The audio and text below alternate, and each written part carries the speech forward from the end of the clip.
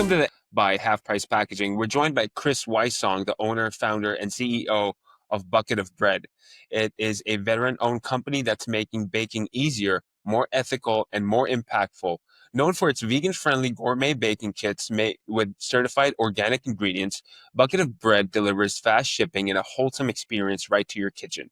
Even more inspiring, the company shares profits with charities, staying rooted in purpose while rising in popularity. So I'd like to welcome Chris, CEO, founder, and owner of Bucket of Bread. Chris, welcome to the show. How you doing? Hello, thank you. I'm doing very well. I really appreciate you having me here with Half Price Packaging Box Talks. Absolutely. Absolutely, Chris. Thank you very much for being here. So, Chris, if you could showcase what you have of your at behind you over there, your product, the one ingredient, you just add water, baking kits for your flour. So give us a little rundown on how you make it and show us the packaging that you have of your buckets and your boxes that are put on the retail shelves. Happily to do so. So, what I have done is I have taken certified organic flours, I've blended them together to come up with three different types. I have a traditional white, party wheat, and a 7-grain style, and they come to you in 100% recyclable buckets. And when you get them home, you simply mix in some lukewarm water until there's nothing dry left, right in the bucket if you want. After a little bit of a wait, you end up with a bucket of dough that's good for breads, pizzas, cinnamon buns, garlic knots, breadsticks, pretzels, bagels, really anything you can imagine using the dough for. And what's really nice is that there's no preservatives, there's no fats, no oils, no dairies, no eggs, there's no added sugars, no dyes, none of the junk, just the good stuff. Now, what's really cool is that I have decided to take this bucket version and go into a different direction in the hopes to get a better retail space. So that's where I've come up with an idea for a box version of the baking kits. And that's how Half Price Packaging got involved because they helped me with these wonderful little boxes that holds all of the ingredients minus the bucket. It's got a little locked bottom that I can put a sticker on that says, the expiration date and the lot number and all of that. I've got a little tamper resistant clear seal at the top. And then when you crack this open at your house, you simply get out a bowl and you mix the ingredients from this food grade airtight sealed flour mix that I've put together based off of all those ingredients, and this handy dandy little yeast packet. You don't have to do any kneading, you just have to do a little bit of a wait, and then you're good to go to make all of these wonderful things. And it can come to you in a bucket or in a box. I have these little buckets, I have these big double sized buckets, and Really? I've even got some, yes, so basically the 1 gallon size is two of these half-gallon sizes, and it'll have two of the flour components and two of the yeast. So you can either make it all at once. For example, if you use the traditional white in a big bucket, and made everything, you can squeeze out 9 12-inch thin crust pizzas if you wanted to. But it's about 4 pounds of dough in the big bucket and a half that of the little bucket. And then the equivalent of the little bucket are these wonderful little boxes. So this is bucket of bread in a nutshell. But the challenge with bucket of bread having bucket so prominently in the name, I decided, well, with this box, how could I overcome that? So we have now that the Bucket of Bread Company proudly presents farm style classics, and this is the traditional white version. And everything you need to do is right here in a box. So hopefully this will be on store shelves across the nation in the upcoming year. So that's the goal. I absolutely hope so too. The boxes look remarkable and they look great. Ross Morgan, he's one of our account managers here at the company. He was your account manager, and he is a veteran over here. He understands the client's needs when it comes to boxes as much as possible. He's a veteran, and he's great at understanding the clientele's needs. So. Uh, Putting the boxes aside, I wanted to ask you, you said you had three sizes, right? You had a 4 pound bucket, you had a 2 pound bucket, and the box. What is the weight of the box, of the So these contents in the these box? buckets the most popular is the half-gallon size bucket. Comparatively speaking, you Oh, have the big oh, 1 gallon size bucket. So the two of these are inside one of these, and then one of these is inside of the box. gotcha. You So got a I thought, gallon, half gallon, and then you got half of that half gallon, which is in the box. well, the full half-gallon is in this box A full because half gallon is inside this box is the two ingredients, and the same ingredients are inside this bucket. I just wanted to give another option on how to get this to people, and that was through the retail space, and that's what I originally the box concept came through. So I thought, well, let's give the people what they want because when I first came up with this idea, everything was going into these really large buckets, and it was all loose. There wasn't any bags, even though the buckets are food grade buckets and they're airtight sealed. What ended up happening was my shelf life was hitting at about the 3 to 6 month mark because with loose yeast incorporated into my blends, I found out that the consistency would sometimes go down as far as degrading because the yeasts start to die once they hit that oxygen. yeah. So that was something that I complained about to myself, but everybody else seemed to like it because when they buy it, they were made fresh instantly and then they buy them. But what I noticed is the biggest complaint I got was that these made too much food. So they wanted to have a way to make half of it at once. So I'm like, well, what can I do? If they want to have less, where can I find these smaller buckets? So I found smaller buckets and then I put half of it into there. And that seems to be the most popular solution to people wanting to get these buckets. But with that, one of those Bob Ross happy accidents took place. And I found out that with this airtight seal of this bucket, I wasn't getting that same airtight seal with these little buckets because these just come off with a little bit of an effort to get to the contents. But what could I do? So I decided, all right, well, let's separate them. So I found a yeast company that would give me non-branded yeast, so that matched my branding. And then I have these food grade bags that I have heat sealed with the contents of that in there. So no matter when the customer gets the product, it's as if day one is being freshly mixed together. So it also gives people a chance to do some actual mixing of ingredients, and that gives people a little bit more. Um, I'm doing some cooking stuff type of a feel with the product. So what I've noticed is that this change was really, like I said, a Bob Ross happy accident because it made it more popular and increased the shelf life, the stability, and bringing that to a box is actually just the next step in that evolutionary process.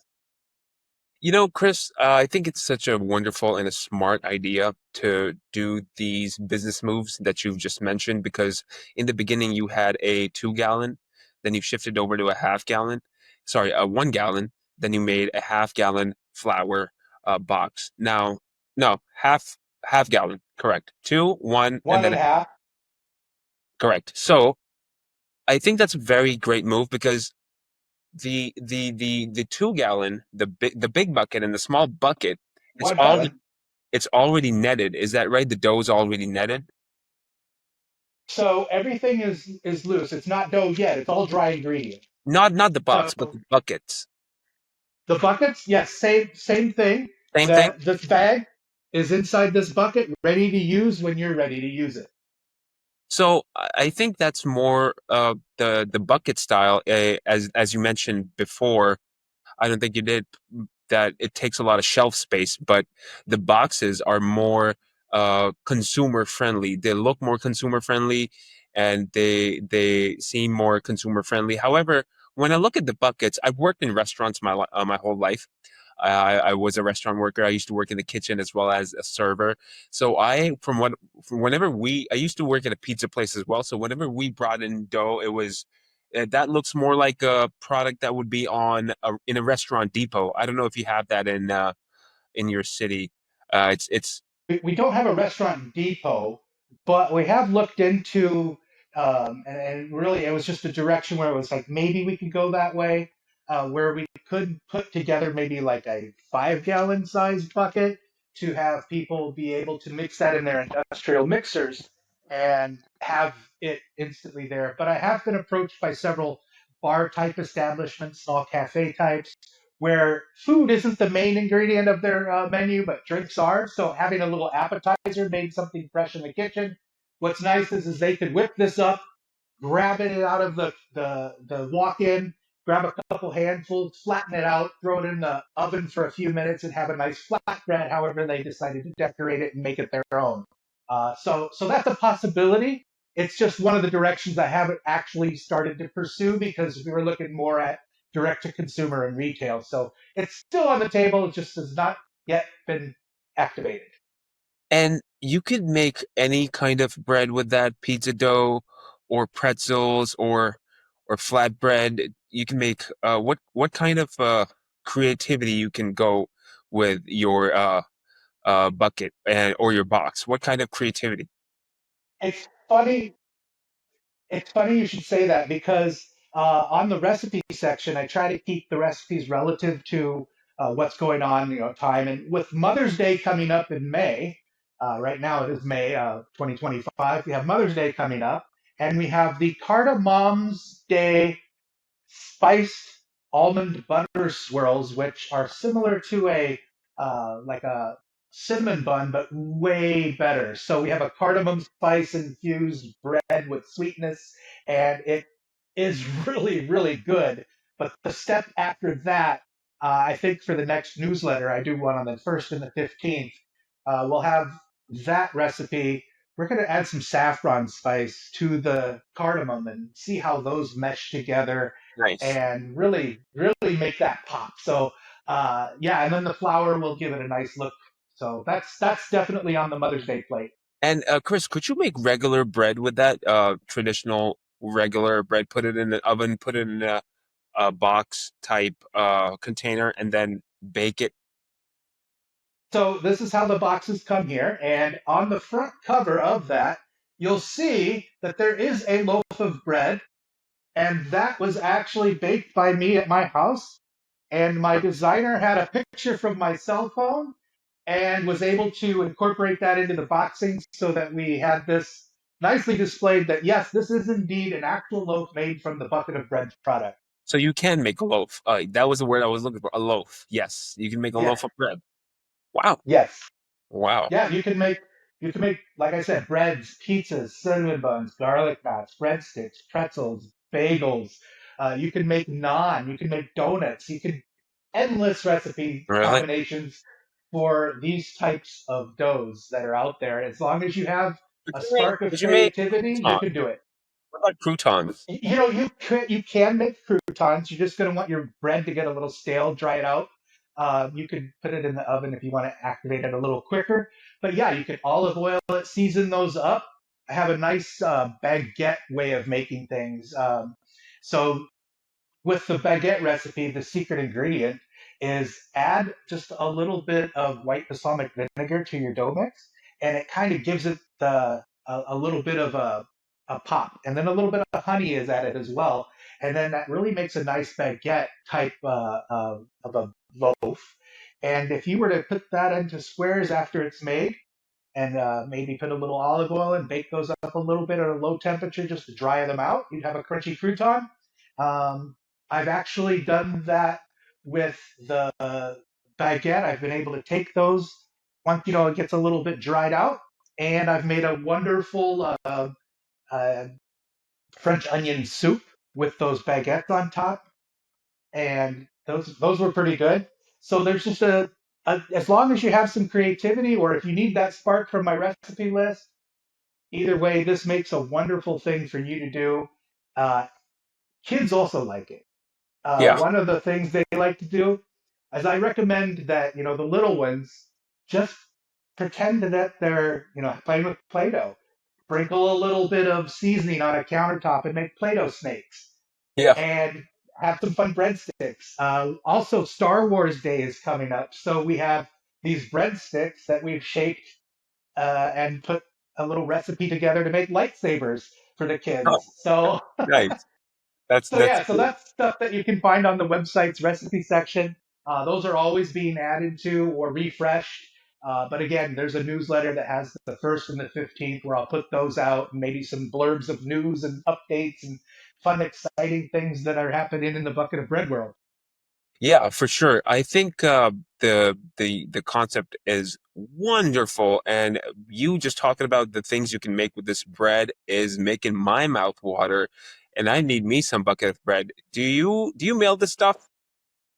I ship this nationwide. You I go need it right to now, a, Chris. I you need it go to now. the website, and in a few clicks, you've got your order. I've got free shipping available too. So even if you're up in the furthest tip top of northern Alaska, you're going to get free shipping Chris, if do you me a order at favor. Just least three send some buckets. over to Boston, please. I hate to cook. I don't like cooking. I need me some of this. I need some of this stuff, and I need me some bread. Ali, it's so easy. If I can do it, anybody can do it. I'm a retired army guy. Speaking of your background and what you do and how Bucket of Bread came to be, is tell us about your background and then kind of go into the spark, the moment where you started this journey in motion for bringing Bucket of Bread to life. Okay, so we're going to go way back in time to little boy me, who's just been brought into the kitchen with mom. And she always had me in there doing whatever we were doing. It was great memories for me, but her goal was really just to make sure that that little boy grows up into a man that can take care of himself and isn't going to starve to death because he doesn't know how to cook. So she accomplished that, and I got to have a bunch of cherished memories. But take that now as an adult, the young adult me decides to go out and join the military. And I did my adventures and did some things. And then I took my first enlistment and I got out, lived in Germany, Well, thank you for your traveled Europe. service. I just want to say, put My that out pleasure. My pleasure. It was a great career. Then I'm finding out about these bakeries, and I befriended some people who were actual chefs in the culinary world over there, and I had just an opportunity to be exposed to things I wasn't exposed to as the young adult me. So fast forward a little bit further, I'm on a deployment now in 2003, somewhere in northern Iraq. I had a little bit of autonomy, and I there. was able to kind of do my own thing. But I ran into these guys in the middle of nowhere, um, and it was on an Iraqi army military installation where I was living for the while. And I'm just kind of curious what they're up to. So I go over there in my best broken English, sign language, just trying to smoke and joke with these guys. And we figure out that we're going to hang out for a while. Next thing you know, we are making flatbreads in a big tandoori oven, slapping these big pieces of dough right into the side of that, letting them cook, getting them piled up high. We stacked them, and we all walked into the Iraqi military chow hall. And the next thing you know, they're sitting me right in the middle of the table there. They're going to invite me to have lunch with them, the commanding general, General Ali, That's me. I'll probably um, we called the place Q West, but I'll probably butcher the name. It's Kiahara West in northern Iraq there. But I was able to break bread on a non-sanctioned, the State Department didn't authorize it or anything, but I was able to extend some courtesies, and we were able to share a moment and just bond a little bit from one American force to the Iraqi forces, and we were able to do that. So I had a really great. That's one of my most favorite culinary art stories from the military side. But throughout my whole time, I had this just connection with foods and doing things. And if we fast forward to now, I'm out of the military. I retired out in 2018, and I've kind of putzed around doing different things. But in 2020 in August, so we just had a big COVID outbreak. Everybody's like not doing anything. And here I am in the middle of the night, waking up at 3 a.m. And all of a sudden, I thought, all the things that you've already been doing, the things you like to do, because if there was a charity event, I'd bake stuff. Or if there was a need, I'd bake stuff at the house and I'd be the guy that puts the foods together for the dinners. So, all the things that I've been doing in this middle of the night thought, I thought, okay, take all of that and somehow put it into a bucket and then just use it as a platform to help people. So, I woke the other half up and, like, hey, I have this grand idea. And I get told, okay, do it. And then I hear some snores. But that was a permission enough to carry out the idea. So the next day I filed some paperwork to form an LLC. I started spending some money. I started researching. I came up with a name, put a website, stick figure kind of website together, and developed Bucket of Bread. And then slowly over the transitions, I was able to take the idea to an actual physical location, got it renovated, licensed, insured, Really? inspected. Yeah, so here I am at a physical location with a. I've just like last year, I think the USDA came out and inspected me. I have Where yearly is that inspections. physical location, Chris? So I am in a town called La Crosse, Wisconsin, and it is right on the Mississippi River next to the Minnesota uh, border. And if you just cross the river, you're in Minnesota there, and that's where we are. Now, all the other activity happens on the other side of the state, in the Milwaukee side. So we're hoping to Bucket of Bread brings a little bit more liveliness to this side of the state. But lots of good things happening out here. It's a wonderful college town. It's really beautiful as far as the topography goes. They have these wonderful bluffs and everything, and then that river. So it's a I've never been wonderful to town in La Wisconsin. Crosse. I always wanted to go to Wisconsin. I know Green Bay, and what other city is very famous in Wisconsin? I forgot.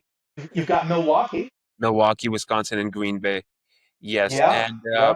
you're in La Crosse, Wisconsin, and your store where you currently are right now is it's a brick and mortar store.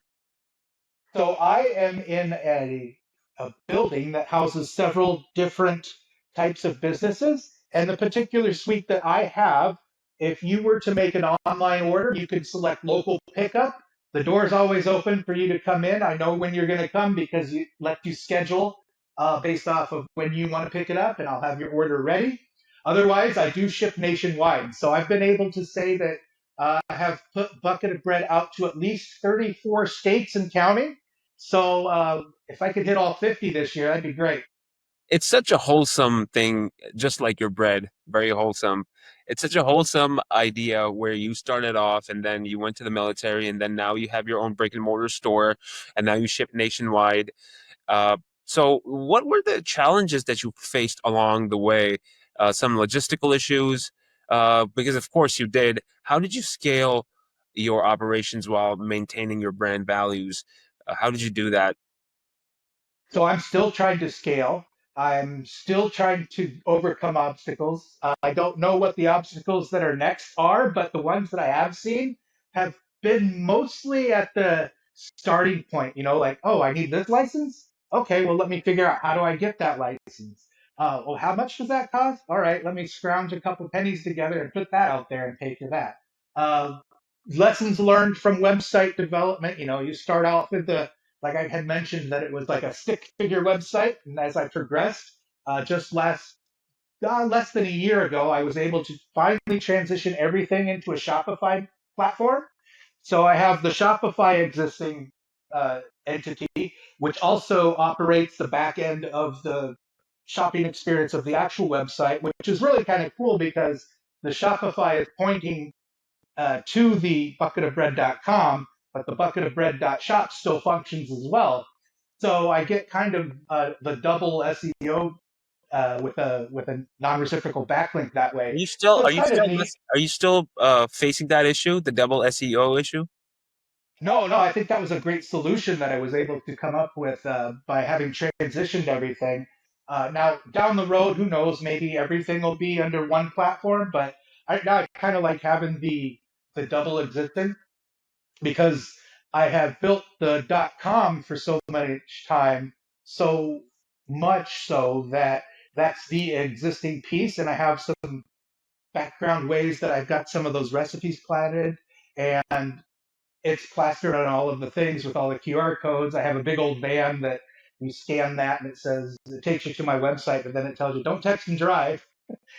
But yeah, so all of the everythings are right now are pointing to the .com, but that .com's back end, if you were to click buy a product, it looks like you're in the .com, but everything is managed through the embedding of the codes into the website so that Shopify registers all of the sales, it tracks all of the shipments, and it is really smooth as far as that goes. And I'm happy that I made that decision. It was one of those things where I was, ooh, that's a little bit pricier than what I wanted it to be. But if I'm going to do this, I might as well do it right. So let's get some of the higher end stuff to operate and put together. So there's been some investments and there's been some lessons learned as far as who to hire for uh, advice and things like that. Some of them have been good, others have been okay. I'm not going to go any further with this. This I'll is a have little our too much. sister company reach out to you. They're called Maxoff.ca. It's a Canadian-based company. I'll have them reach out to you if they can offer you some advice regarding some marketing and SEO. They'll definitely be able to do that. It's our sister company, Half Price Packaging's company, which falls under our umbrella. As far as that, since we're already into your branding in Shopify and your the marketing aspect of Bucket of Bread and your business, your vision, how did you shape that into a reality in terms of marketing? Because I see you at the back of, and you are the mascot of your own brand. Well, there's a different mascot right next to it, right? Yeah, that's the So, mascot. Yep. so the story behind him was in the beginning um, when I was first playing with the idea, and it was COVID, so nobody was really meeting in person. I messaged somebody online through Facebook who happened to be a student at the University of That's Wisconsin what here you in La do. Crosse. You get the students who are who are motivated and who are trying to get themselves out there, and then they do a lot. Well, I just responded to this person's post like, "Hey, yeah, I'm interested in hiring you. Would you take my stick figure that I drew on a napkin and help cartoonify it and turn it into a thing, and I'll pay for it." So we came up with a little plan, and we decided that this little guy here, he's got the little shoes you can't see, but inside the shoes, by the way, you can get some shoes just like my little No way. character. No way. you you Come have on. you have That's great. a little loaf That's of great. bread there, but yeah, yeah, yeah. So so yeah, he's in there too. But his name is Bob, and the reason his name is Bob Hey is Chris, because it's a I wonderful think you acronym. muted me. I think you muted me. We're good now. Sorry, I think there was no, you didn't. Oh, You didn't mute me. okay. So his name is Bob, which is a wonderful little acronym for bucket of bread. And yeah, so we came up with him, and I was never intended to be all this in front of everybody's faces and everything. It was I I think you are perfect for the camera. You look great on camera. Also, you look great. There's nobody. Well, Bob's a different story, but you yourself are. It couldn't be any better than the face of the company than yourself because you have that great look of a food connoisseur, a chef, and I think you couldn't have pulled it better than putting somebody else on there other than yourself. And I think that's a great marketing technique. I've thought about making a food product by myself as well, and then putting my face on it, but I don't think I'm the chef type looking guy. And your packaging is great. I'm surprised. Do you have Bob on your? Do you Bob the mascot on this packaging as well? actually I chose not to put Bob on here because I wanted to keep it subtle about I used the same font for the bucket of bread company, but I just thought, well, I don't want to confuse the consumer. So I just have this little farmhouse that we developed, Mm. and that matches up with this. The Bucket of Bread Company proudly presents Farm Style Classic. That's great marketing. I think being in America and being someone being growing up in America, I think we live in such a capitalistic society that doing business is embedded in our heads so much that we find ways to bring the product over to the consumer in a very efficient manner. And I think that's a great idea that you didn't put the mascot over there because you wanted it to look very consumer friendly. I believe. I think that's the approach you went with, and I think that that worked because the packaging and the artwork on the packaging is very retail looking and kind of very elegant rather than your buckets, which are a little rugged look. They got a little rugged look. Yeah, the buckets got it Well, right. this is the next design after this. So who knows where we're going to go from the next iteration. So Yes, version 2 or 3 down the road might be completely different. I'll have It Ross just reach out to depends. you again, and maybe he can help you with the buckets or for labels for the buckets. Is there a label on the bucket or is it printed? Nope, these are completely labeled, and I went ahead with a type of label that is easy to remove because people like to reuse these buckets. So I always, when I get things that have stickers on them, I always hate washing those off because they're always a kind of a pain in the bum to take off. So I Yeah. thought, put something different. So that's why these are this way.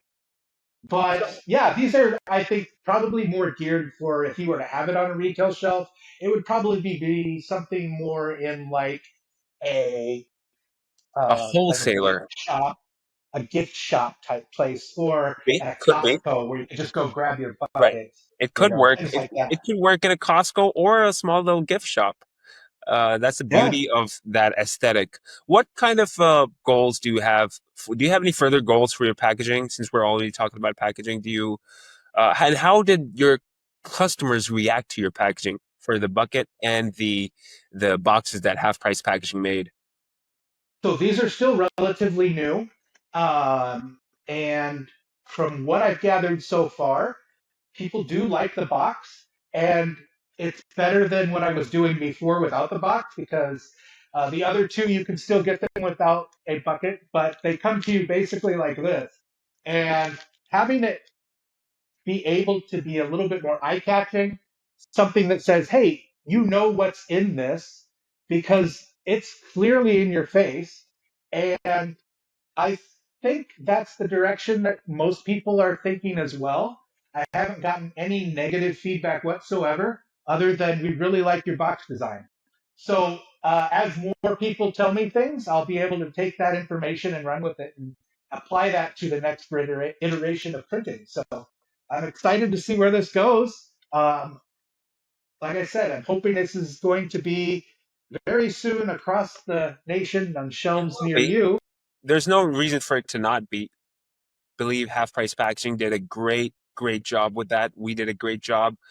I saw these boxes when they were being shipped out, and I was like, what is that? What kind of boxes are? What does he make? And then I looked you up, and I was like, my God, that's a great product and a great box. It's been on my table for a while, and I think it's you did a great job, and I think Ross he did a great job. I'll have Ross definitely Well, reach out to you again let about. me just tell you guys, when I was looking for these boxes, I was, I let me go to this company, let me go to that company. Well, it's probably cheaper if I stay in Wisconsin. Let me talk to that company. But then, out of some just frustration of seeing the amount of minimum order quantities that people have, and then the cost associated with that minimum order quantity, I was like, man, this is one of those battles. I don't know if I'm going to be able to win that one because I don't need 10,000 of these right yet. Let me grow to that point. Well, need them so. So, but yes, so that's the hope and the dream and the goal. So when I found you guys through just regular Google scrubbing, and I made a phone call based on the website to this number, and some guy picks up, and I just start chatting with him. And it was later at night, so I was surprised that somebody answered, but I was thankful and super nice on the phone and was like, yeah, I can do that. Let Was me it get Ross? your info. It was totally Ross. My God, Ross works around the clock. I don't know how he works. I don't know if that guy's a cyborg or something. He's got a machine built into him. I have no idea Well, what's going on with him, but he's great. from the get go, he was just so warm and welcoming and knowledgeable and was like, yeah, I think this is, and within a few minutes, he knew everything I needed he does. and was emailing me within the next couple days. We were able to get my designs uploaded to the system. He said, "Oh, and we're having a little sale, so I got a sale deal." And the next thing you know, I'm getting text messages with like a little video. Hey, your stuff's being made. Here's where it is in the process. And I'm like, holy cow, this is like doing face to face business with somebody. It's like you don't get to see that nowadays through an online order, but the a level of care that went into just little old me with a tiny order to start this idea out into a box. I can only imagine where you guys are going to go with this type of treatment that you give people. So kudos to Half Price Packaging for Right. having amazing customer service. Thank you so much, Chris. That really means a lot to me. I will show this to Ross, and I'm going to have him reach out to you regarding your labels. And if you need any other further services, also, I'm going to have a team reach out to you regarding your marketing if you ever need those marketing services. But there's one thing I don't like about Ross. I am like, listen, because I do sales on the side as well. My main goal is client relations, but sometimes I do sales. And whenever I speak to Ross, I'm like, hey, Ross, listen, you got to tell me what you do, man. What's your secret sauce? How do you get so many clients and how do you make them happy? And he just doesn't even share anything. Well, he tries, I'm gonna have to grab it. I'm gonna have to forcefully have a seat with me and tell me what do you do. I know you're knowledgeable. Then tell me how do you get all this knowledge. I think he's very efficient and prompt with his responses. He knows so much. He's just quick to offering solutions rather than just sugarcoating stuff. And I think that works.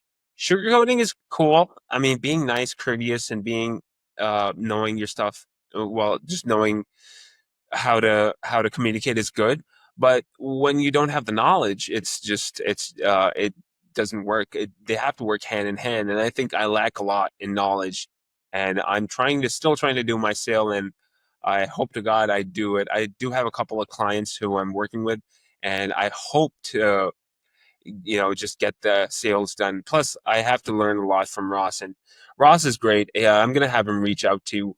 Definitely. But you told me your story, Chris, of how it came to be, what challenges you faced.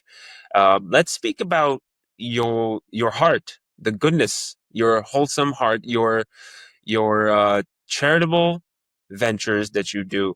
What charities do you give profits to? So the profit piece where I like present, I have one around here somewhere, but when you say here's a big check type of a thing, right now that has been going to the Hunger Task Force of La Crosse. And then if you were to go to the website, there's also, I think it's a total of six right now, um, various charities and food banks. One's in Florida, one's in Kansas City. We've got a couple here, and three in Wisconsin. Um, but those you can actually send a bucket. There's free shipping for sending these to them.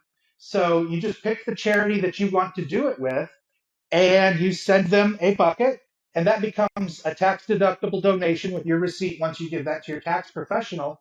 But that gets it into the hand of that pantry. And what's nice is this doesn't require refrigeration. This is good to sit on Of their course. shelf, and then they can get it into the hands of people that need it. And with the simple instructions, you have some good, wholesome, there's none of that junk in there, so that they can get some good nutritional value from the donation, and then also be able to have that in their home is something nice as well, because food insecurity is not a thing that we need to have. So helping where we can is, I think it's important to me. It is. I believe in good karma as well. And coming from such a selfless person, such as yourself, I think good karma does come back. And I think Well, it's thank a you. very good idea to do that. I myself was a restaurant worker, and whenever I used to get a lot of tips, I felt good, and I do the same. I tip a lot. The minimum I tip is still a percentage than I used to tip. I used to tip very little when I was myself was not an employee, but now I try to give as much as I can. Whenever I'm at a store, I try to donate to some causes that I like. I think there's a lot of people in this world that do need support and who are less well off and who are less well off than us. And I think good karma is definitely something that does come back to you, and same goes for bad karma. It comes back to you Well, as the bigger the bigger I can create this company into, you know, growth, the bigger this scales, the more of an impact it has. So, in the beginning, I'm putting in, it's not very much, but hopefully those seeds are planted to where once it does scale and get bigger, to where, there's hundreds of people working under the company umbrella, that that type of an impact will be so much more important and What, so much more impactful to people that are in need. of course, more profit for you, more profit for the people you care about. And I think that's a very, very good approach to business. I think social responsibility is important. And speaking of packaging and social responsibility, when we combine them, have you thought of any since you do cater to most of the people who have food restrictions, do you have any? Because we can offer you some packaging as well that is eco-friendly, but I don't know how you would incorporate that into something that's edible product. But we can definitely look into some eco-friendly packaging. Maybe we can offer that to you. You can definitely look into it. It might be more expensive, but we can do that. If you can give me a heat sealable, recyclable bag, that would be ideal. Because right now, this food bag does have a little bit of, um, and I don't think that you can just recycle this. But the boxes are boxes. You can recycle part. Sure. Yeah. And that was one of the things I totally asked about was, is the ink food friendly for non-touching of the food and things like that? And again, Ross was fully aware of, yeah, this is good to go. So I was like, wow, these are questions I didn't expect him to know off the top of his head, but he knew it. Yeah, Ross, I'm gonna bring that over to him, and I'm gonna have him reach out on the marketing team. And speaking of packaging and your products, what are so you have the 7 grain bread coming out? Is it coming out yet, or It is already here. We right? But have in the these. package, in the box. I I have not designed nor purchased yet the Hardy Wheat nor the 7 grain, but those Okay. are for the very near future, I hope. Okay, yes. Of course, you're gonna have to look at the logistics and your sales, and then make a decision on whether you want to go ahead with a new flavor of bread. I think that's great. But the next product we can expect from you would be the Hardy bread. Is that what it's called? I believe the Hearty Wheat should be the next iteration. So that right now looks like this in the bucket, Hearty Wheat. But yes, so that color theme will probably have like a nice orange to it, and then of course this package color will change, and then the name will be Can't changed wait to as make well. those But boxes. But yeah, so we're going to stick with a theme so that that's a brand recognition issue. And that way, when they see the same box but in three different colors, they know, oh, well, this is the one I like. Great. So what advice would you like to give to entrepreneurs such as yourself who are planning, some younger than you, older than you, who want to pursue their passion, who want to pursue their ideas, who have an idea but they're not quite implementing that idea, who they got an idea at the back of their mind for so long. What advice would you give to them? What would you say to them? All right. I would say first thing I want you to do is take just a tiny piece of paper and write your idea down so you don't forget what your concept is. And then take that and go to the internet, look up your local university for the state that you are in, and reach out to your small business development center.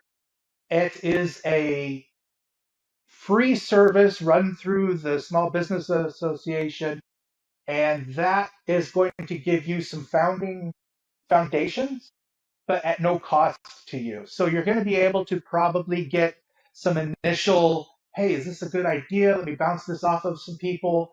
Let me get a sort of a business plan developed and then see how you can maneuver that to where you can start taking over. Because once they've given you your guidance and kind of helped you see things clearly with another set of eyes, you can start reaching out through that same university. There are some programs, most likely in all of the states. I know here it does it, but you can work with the professors and the students that are studying, let's say, marketing.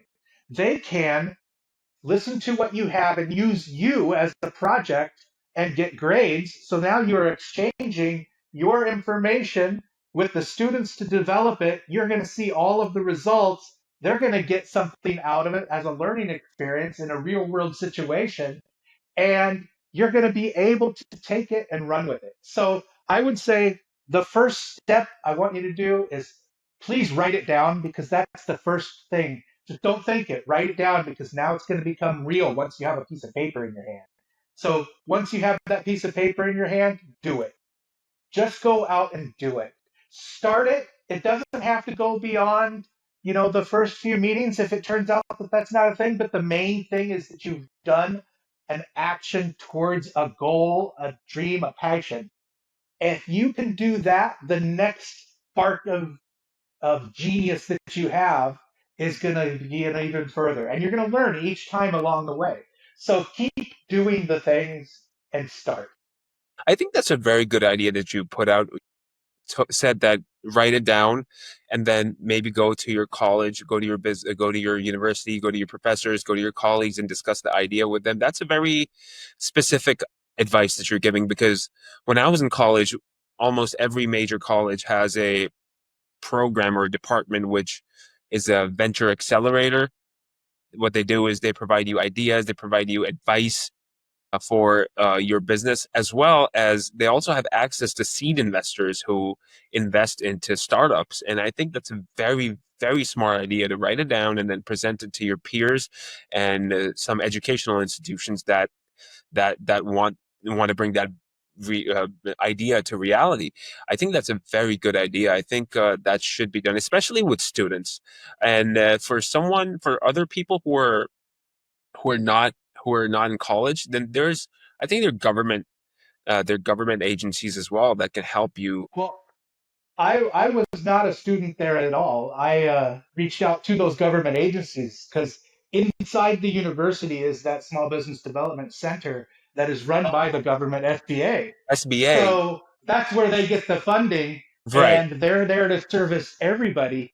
But once you get into that world where they're sitting, they're able to reach out to the room next door and say, hey, well, you should meet Professor so and so because they teach marketing and they might want to help you. And you can exchange those ideas, get free input for exchange of giving the students some experience to get a grade through that real world classwork.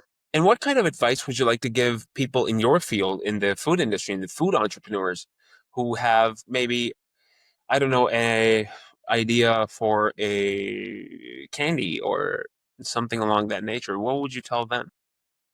I would say start the same way. Get that idea, because that resource, that first resource, is going to have the ability to go, oh, okay, well, you're going to need this, this, this, and this. And here's the points of contact that you want to contact for those things.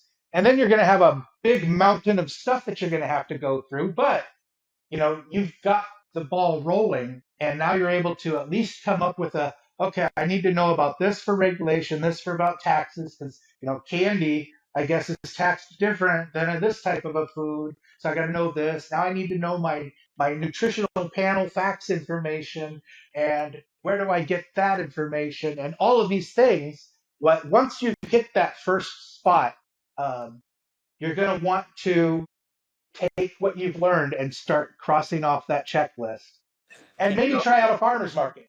right, farmers market. Yeah, I've been to Yeah, farmers. because I like them. yeah, you want to take your idea, your concept, and you want to do some testing, because it's go back to sixth grade science class, and you have that scientific method where you're like, okay, I need to build this. Okay, now I need to test it. Now I need to have this sample size and increase that so that I can get results that I can measure. So now I can learn from my measurements and build it better. Correct. And one last thing I want to ask you, Chris, is we have the business aspect already covered, and the entrepreneurs. What kind of where I know you want to see Bucket of Bread in retails and in retail shelves nationwide. I hope that's the direction you go to, and I hope that becomes a reality. I don't think it's going to take a long time for that to happen, but I think a lot of businesses, I just want to say, start off just like you, and then they they become they grow exponentially. Uh, they do, believe it or not. I've seen some myself. I have a couple of family members who have pulled something like that off. I think that's great. But I'm gonna wrap this up with one last question, and then I'm gonna wrap it up. I just want to say, where can our listeners find Bucket of Bread? Where can they get your delicious, wholesome, and hearty bread?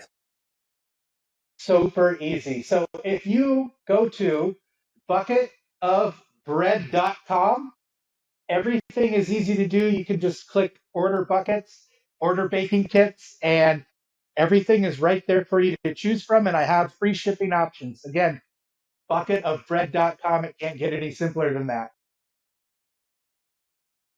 And on Instagram, on socials.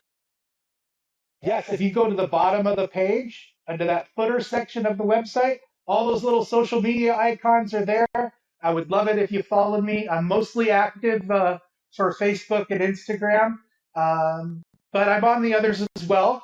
But you can catch most of the activity just based off of my market is primarily a Facebook centric type of a following. But yeah, I am on Instagram as well. Just go to bucketofbread.com and click on all those social icons. You don't have to memorize anything other than bucketofbread.com. Well, thank you so much, Chris, for coming on to the show. I appreciate it. I am sorry for the interruptions in the beginning. We had some technical issues. That was a little frustrating, but I didn't want to have an impact of that frustration on you. So I would like to say thank you for coming to the show. I really appreciate it. Thank you for showcasing your product and our packaging that we made for you. We would love to do business with you in the future and have as much packaging shipped over to you as possible. We can't wait for your new flavors. We can't wait for you to grow, and we cannot wait for your buckets and your boxes to be in stores nationwide. I just want to thank you for coming on the show, Chris. I really appreciate it, and I want to thank you for your service in the military. And I would be getting in touch, and I'm going to have our CEO, Mr. Hamza Badi. He's going to contact you, and he's going to say thank you to you. And this is a project I started, and he's been a very good help for me for this whole project. And I think he would love to speak to you, and he would love to support you through Half Price Packaging through our social media, so we can get the word out there for Bucket of Bread and your delicious bread pre-made. All you have to do is add water, and it's good to go. Make pizzas, pretzels, whatever you want, flatbread, croutons. But croutons take a little That's bit right. more. They take a little bit more. I'll have to come up with the Ali crouton recipe. You know what? If you come up with that, I would. That would make my whole life. Not even my day. That wouldn't make my day. It would make my life because something. I need something named after me. So Awesome. I think croutons would be great. Hey, maybe you can start some marketing ideas where you can make videos of what the things you could do with that, the creativity. But where that's an idea. I hope that idea goes through your plans.